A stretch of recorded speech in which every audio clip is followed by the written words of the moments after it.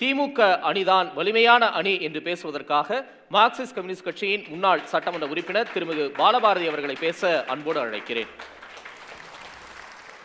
அருமை சகோதரி கஸ்தூரி அவர்களுக்கு எனது நன்றி. ஏன்னா நான் அவங்க பேசிக்கிட்டே இருக்கும்போது எனக்கு இருமல் வந்துருச்சு. அது ஏன் இருமல் வந்ததுன்னு எனக்கு தெரியல.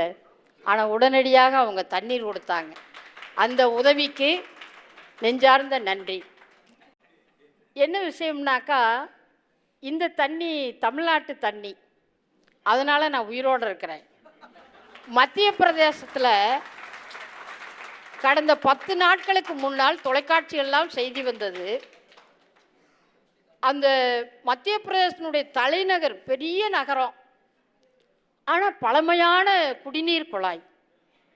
15 பேர் குடிநீர் குடித்தே செத்து போயிருக்காங்க. மத்திய பிரதேசத்தில் பாஜக ஆட்சி செய்யக்கூடிய மாநிலத்தில் 15 பேர். நம்ம தலைநகர் டெல்லியில் இப்போ பாஜக மீண்டும் இப்போ ஆட்சிக்கு வந்திருக்காங்க. தலைநகரை பிடிச்சிட்டோம். இங்கேயாவது குடிநீரில் விஷம், அங்கே சுவாசிக்கிற காற்றுலையே விஷம், மாசு.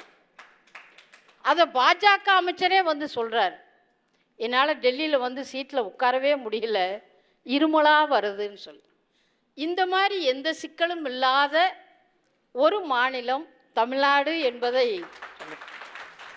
இது இந்த என்டிஏ கூட்டணின்னு பிரதமர் மோடி அவர்கள் வந்து மதுராந்தகத்தில் பேசினார். அப்போ நான் என்னுடைய ஒரு கூட்டத்தில் உட்கார்ந்துருந்தேன். சில அதிமுகவினுடைய சகோதரர்கள் வந்து அது என்னம்மா கூட்டணின்னு கேட்டாங்க. தேசிய ஜனநாயக கூட்டணின்னு நீங்கள் போய் ஓட்டு கேட்டு பாருங்கள்.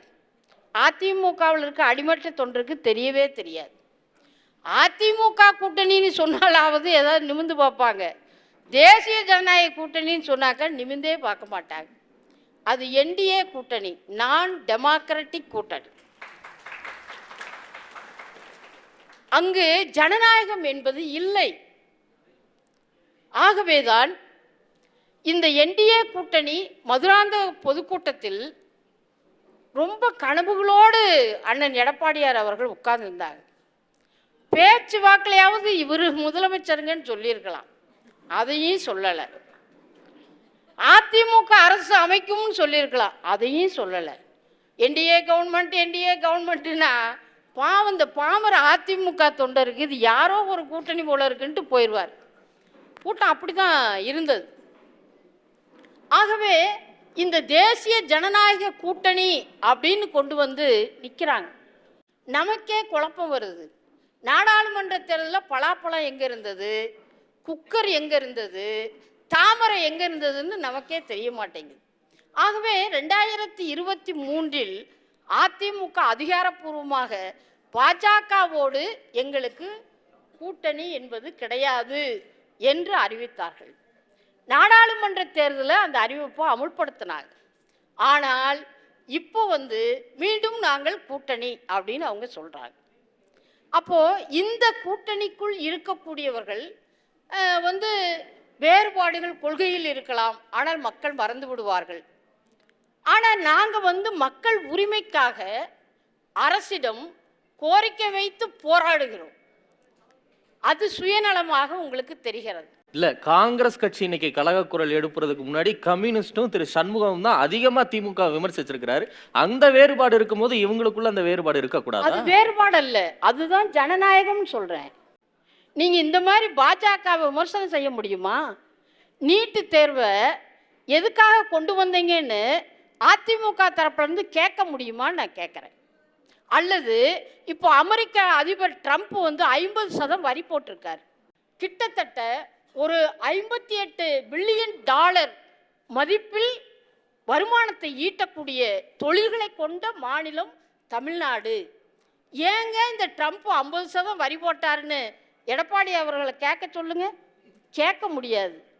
கேட்டால் அங்கே கூட்டணியே இருக்காது, அது உடைந்து சிதறிவிடும். ஆனால் நாங்கள் தமிழ்நாட்டினுடைய முதலமைச்சர் அவர்கள் உடனடியாக பிரதமருக்கு ஒரு கடிதம் எழுதினார்.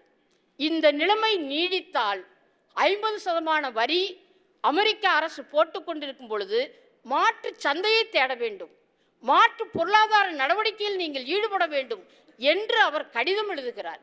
இடதுசாரி கட்சிகள் நாங்கள் அந்த கோரிக்கையை வைத்து போராட்டம் நடத்தினோம். இதுதானே ஜனநாயகம். ஆகவேதான் எங்களுடைய கூட்டணியின் பெயரே ஜனநாயக முற்போக்கு கூட்டணி. இதுதான் அவங்க கேட்குறாங்க. நீங்க ஒற்றுமையா பெருமையா பேசுறீங்க. ஆனா திமுகவிடம் நீங்கள் கரைந்து போயிட்டீங்க, விலை போயிட்டீங்க, இல்ல அடிமையாயிட்டீங்கன்னு திரு எடப்பாடி உங்களை விமர்சிக்கிறாரு. அந்த அளவுக்கு கரைஞ்சு போயிட்டீங்களா திமுக கூட்டணி? அடிமையாக அவர் போன பிற்பாடு பார்க்கறதெல்லாம் மஞ்சள் காமாலை வந்தவங்களுக்கு பார்க்கறதெல்லாம் மஞ்சளாக தான் தெரியும். ஆகவே அவர் அடிமையானதற்கு பிற்பாடு பார்க்கக்கூடிய எல்லா கூட்டணியும் அடிமையாக தான் தெரியும். ஆகவே அவர் சொல்லுவதல்ல, திராவிட முன்னேற்ற கழகத்தின் தலைமையில் அமைக்கப்பட்ட கூட்டணியில் தோழர் பி சண்முகமாக இருக்கட்டும், அல்லது இந்திய கம்யூனிஸ்ட் கட்சியின் செயலாளராக இருக்கட்டும், ஏன் இப்போ காங்கிரஸ் கூட அவர்களுடைய கருத்துக்களை சொல்வதற்கு உரிமை இருக்குங்க. அதான ஜனநாயகம். தமிழ்நாட்டில் மதச்சார்பற்ற ஒரு அரசியல் பாரம்பரியம் என்பது இருக்கிறது. அவங்க கூட சொன்னாங்க, திருப்பரங்குன்றத்தில் எப்படியெல்லாம் தீபம் ஏற்றலை. நீங்கள் என்ன பார்க்குறீங்கன்னு தெரியல. ஏற்கனவே நீதிமன்றம் கொடுத்த தீர்ப்பின் அடிப்படையில் தான் ஏற்கனவே எந்த இடத்துல கார்த்திகை தீபம் ஏற்றப்பட்டதோ அதே இடத்தில் கார்த்திகை தீபம் என்பது இந்த ஆண்டும் ஏற்றப்பட்டது. திராவிட முன்னேற்ற கழக ஆட்சி இருக்கிற பொழுது முதலமைச்சராக இருந்த டாக்டர் கலைஞர் அவர்களிடம் ஒரு எம்எல்ஏ அவர்கள், நம்முடைய அரசு கோபுரம் சின்னம் இருக்கு பாருங்க, அது ஆண்டாள் கோபுரத்தினுடைய சின்னம், இந்த சின்னம் இருக்க வேண்டுமான்னு ஒரு கடிதம் கொடுத்தாங்க. கொடுத்துட்டு வந்து நாங்கள் தனியாக பேசிகிட்டு இருக்கப்போ சொன்னார். அப்போது முதலமைச்சர் கலைஞர் என்ன சொன்னார்னு கேட்டப்போ, கடிதத்தை வாங்கி மடித்து வச்சுக்கிட்டாருங்க அப்படின்னு. அவ்வளோதான், முடிஞ்சது. எதை மாற்ற வேண்டும், எதில் மாறுதல் செய்யக்கூடாது என்பதில் திராவிட முன்னேற்ற கழக அரசு உறுதியாக இருக்கிறது. உங்களுக்கு தீபாவளி வாழ்த்து கட்டாயம் வேணும்னா சொல்லுங்கள். அடுத்து 2027 திராவிட முன்னேற்ற கழக அரசு மீண்டும் வெற்றி பெற்று வரும். அப்படி வருகிற பொழுது உங்களுடைய கோரிக்கையை நிச்சயமாக பரிசீலிக்க சொல்லலாம். இந்த தீபாவளிக்கு அடுத்து தை மாத பொங்கல் வருது. தீபாவளியை கொண்டாடிய தமிழர் அனைவருக்கும் பொங்கல் திருநாள் வாழ்த்துக்கள்னு தமிழ்நாடு அரசு சொல்லிட்டு தானே இருக்கு. ஆகவே நீங்க தீபாவளின்னு அது பிராக்கெட் போட்டு பழமையான கருத்துங்க, அது யாருமே கேட்க மாட்டேங்கிறாங்க. ஆகவே இது பாஜக எல்லா இடங்களையும் சொல்லிகிட்டே இருக்குது. தீபாவளிக்கு அவங்க வாழ்த்து சொல்லலை, இந்துக்கள் மனசு புண்பட்டுருச்சு. ஏற்கனவே பாஜக ஆட்சியில் வேலை இல்லாத திண்டாட்டம், விலைவாசி உயர்வு, மதவெறி பிரச்சனைகள் எல்லாம் இருக்குது. அதில் புண்பட்ட இந்துக்களை எல்லாம் மீண்டும் வந்து நீங்கள் தீபாவளியை சொல்லி புண்படுத்தாது. புதிதாக மக்களுக்கான கோரிக்கைகளை உங்களுக்கு வைப்பதற்கு முடியவில்லை. ஆகவே தமிழ்நாட்டில் இந்த மதச்சார்பற்ற அரசியலை, அதனுடைய பண்பாட்டை நாம் காக்க வேண்டிய கடமை என்பது இருக்கு. எல்லாவற்றுக்கும் மேலாக மாநில சுயாட்சி, கூட்டாட்சி தத்துவத்தை பாஜக சிதைத்திருக்கிறது. ஏதாவது எடப்பாடி அவர்கள் கேள்வி கேட்டாரா? கேளுங்க. மதுராந்தகம் பொதுக்கூட்டத்தில் அவர் பேசுகிறாரு, நாங்கள் கேட்ட நிதியெல்லாம் கொடுத்தீங்க அப்படிங்கிறாரு.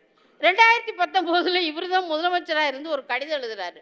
ஐயா, நீங்கள் 7232 கோடி தமிழ்நாட்டுக்கு நிலுவை இருக்குது, இன்னும் நீங்கள் தரமாட்டேங்கிறீங்க, கொடுங்கன்னு கேட்டார். கல்வி நிதியை கொடுங்கன்னு கேட்டார்.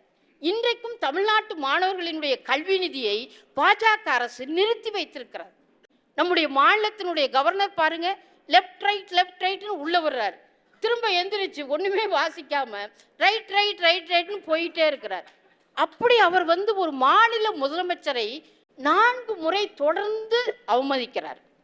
இது எவ்வளோ பெரிய அவமானம் தெரியுங்களா? ஒரு சபையில் ஒரு முதலமைச்சர், அவர் தான் தமிழ்நாட்டினுடைய முதல்வர், அவரை மதிக்காத, அதாவது அவங்க அரசு எழுதி கொடுத்த அந்த உரையை வாசிக்காமல் போவது ஒரு மிகப்பெரிய அரசியல் அவமானம்ங்க. இது அனைத்தையும் தாங்கிக் கொண்டு, யார் சொன்னது பொய் பேசாதீங்க, குடியரசு நாள் அன்னைக்கு நம்முடைய ஆளுநர் தொப்பி போட்டு நம்ம எம்ஜிஆர் அவர்கள் நடித்த படத்தில் வர்ற ஹீரோ மாதிரி வந்தார். சட்டமன்றத்தை புறக்கணித்து சென்ற ஆளுநர், உரையை வாசிக்காத ஆளுநர், அவரை எந்த வகையிலும் புறக்கணிக்காமல் கை கொடுத்து கைகொடுத்தார் பாருங்க. அங்க இருக்கிறாரு இந்த திராவிட முன்னேற்ற கூட்டணியினுடைய அருமை தலைவர். ஒரு அரசியல் தலைமை என்பது கோபப்படுவதோ, ஆவேசப்படுவதோ, தன்னை புறக்கணித்தவர்களை இழிவுபடுத்துவதோ, எங்களுடைய பண்பு அல்ல என்பதை தமிழ்நாட்டினுடைய முதலமைச்சர் அவர்கள் நிரூபித்துக் கொண்டிருக்கிறார். ஆகவே இந்த மதச்சார்பற்ற ஜனநாயக பண்புகளை விழுமியங்களை முன்னெடுத்து செல்வதற்கு திராவிட முன்னேற்ற கழகத்தினுடைய தலைமையாக இருக்கக்கூடிய முதலமைச்சர் திரு மு.க. ஸ்டாலின் அவர்கள் மீண்டும் முதலமைச்சராக தமிழ்நாட்டில் அவர் வருவார் என்பதைத்தான் மக்கள் கேட்டார். நன்றி திருமிகு பாலபாரதி.